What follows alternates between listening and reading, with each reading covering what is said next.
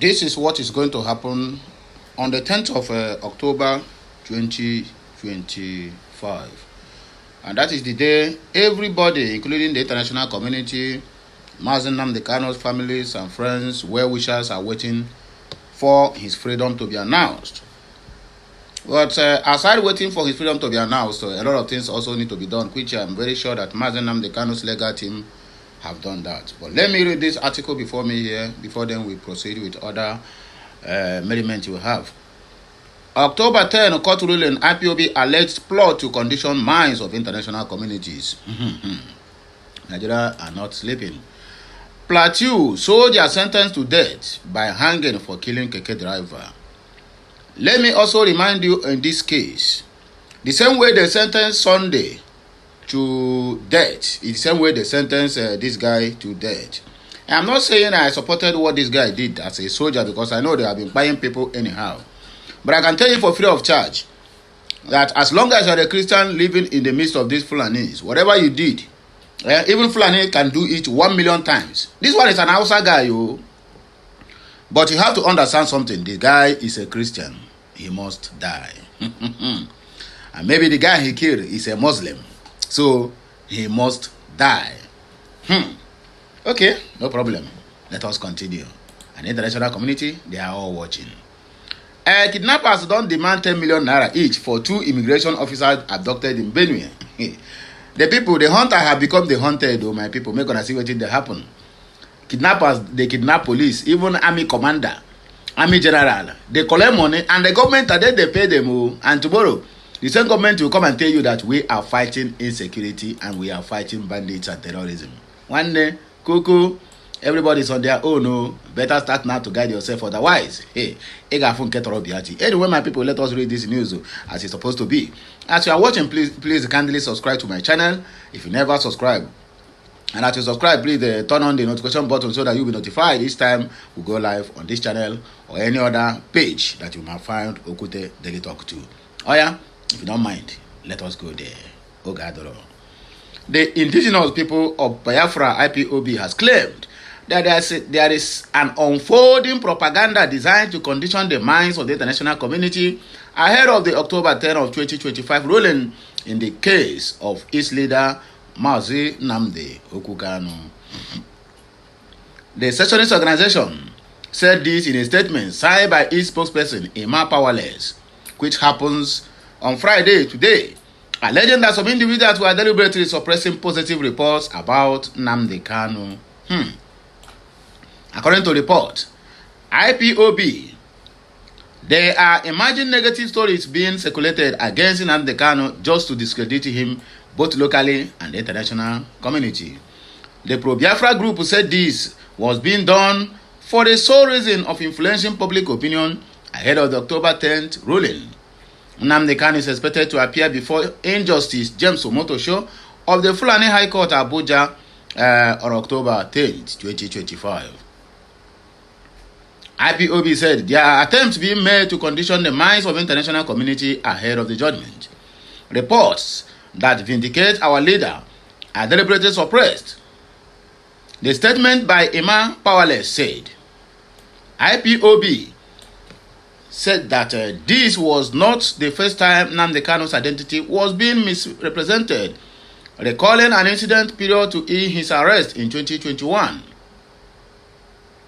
IPOB insisted that such deliberate distortions are paving the way for what it called a pre-arranged judgment against its leader in October.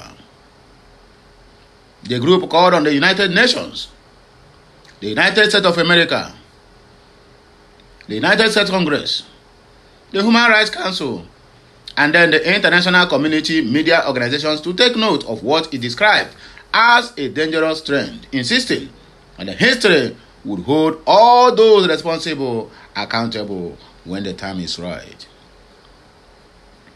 Daily reports that self-acclaimed Biafra Prime Minister Simon Ekpa was convicted by the government of Finland. Following the conviction of Mr. Ekpa, IPOB said it was not bothered by whatever happened to Finland, to the Finland-based agitator insisting that he was alone in his travels. IPOB said it is not connected to the activities of ECPA. Plateau sentenced a soldier to death by hanging for killing a keke driver. A Nigerian soldier serving with the 3rd Division of the Nigerian Army in Jos, Plateau State, Private Lukman Musa, has been sentenced to death by hanging by a general court-martial sitting at Maxwell Kobe Cantonment for the murder of a tricycle rider Abdurrahman Isa in Azere Town, Bauchi State. The death sentence was handed down to Primate Musa after he was found guilty of murder, culpable of homicide and unlawful possession of ammunition by the court presided over by Brigadier General Lafis Bello, President of the 3rd Division Nigerian Army General Court Martial on Thursday, September 18th of 2025. During the trial, the court held that Musa, in connivance with an accomplice identified simply as Oba, had lured Isa into his residence under the pretense of helping him move his personal belongings. Evidence further revealed that Musa struck Isa on the head with a wooden object before strangling him to death. In an attempt to cover his crime, the soldier stuffed the victim's body into a sack and dumped it between Shera and Yala villages, while his tricycle was later sold. The court also found Musa in possession of 34 rounds of 7.662 mm special ammunition without lawful authority. While the ruling General Bello described Musa's action as barbaric and heartless, stressing that his conduct was a grave violation of military values and a betrayal of the Army's constitutional duty to protect lives and properties of citizens. You mercilessly metamorphosed from a defender of citizens to a killer. Your action is an embarrassment and disgrace to the Nigerian Army, Bello declared. The convict was sentenced to death on the charge of culpable homicide contrary to Section 220 of the Penal Code and punishable under Section 221. On the second count of unlawful possession of ammunition, contrary to Section 8, subsection 1 of the Firearms Act, he was sentenced to 2 years imprisonment and dismissed from Nigerian Army with ignominy. Acting Deputy Director of Legal Service of the 3rd Division, Major Aminu Mairowa, who spoke after the judgment, said the ruling demonstrates the Army's commitment to discipline, regimentation, and the administration of justice. This judgment signifies the Nigerian Army's resolve to ensure that no personnel operates within or rather outside the law or lay down standard operating procedures, Mairowa noted. The last but not the least, kidnappers demand 10 million naira each for 2 immigration officers abducted in Benue, and Nigerian government have been negotiating to pay. 2 personnel of the Nigerian Immigration Service (NIS) have been kidnapped in Benue State, with their abductors demanding 10 million naira each for their release. The victims, Officer Oliver Orasuo and Officer David Shando Irowese, were seized a few days ago along the Katsina-Ala Ukom Road. Family members confirmed that the kidnappers had contacted them to press for ransom payment.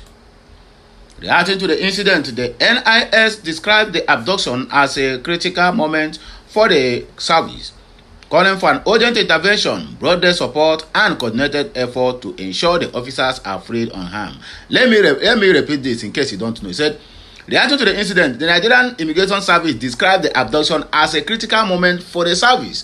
Now, they are calling for urgent intervention and broad-day support, Nayo catch, and coordinated effort to ensure that the officers are freed unharmed. This latest kidnapping mirrors a similar case in May when government abducted Simon Abo, another immigration officer from his home in Makurdi, the state capital. A relative recounted that the attackers arrived without warning and fired several shots into the air before taking him away. This is another headline that I read. At this point in time, I know I'm able to convince you, but not to confuse you, that October 10, it is either we do it in peace or we do it in pieces. That day, that hunter must surely become the hunted. So beware, Nigerian government. This message is for all of you in that Abuja. I think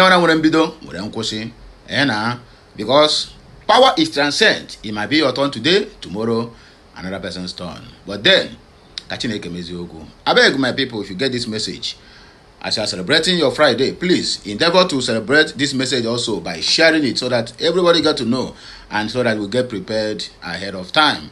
As they have vowed that Umunnem must die in detention, it can never be well with them. Amen.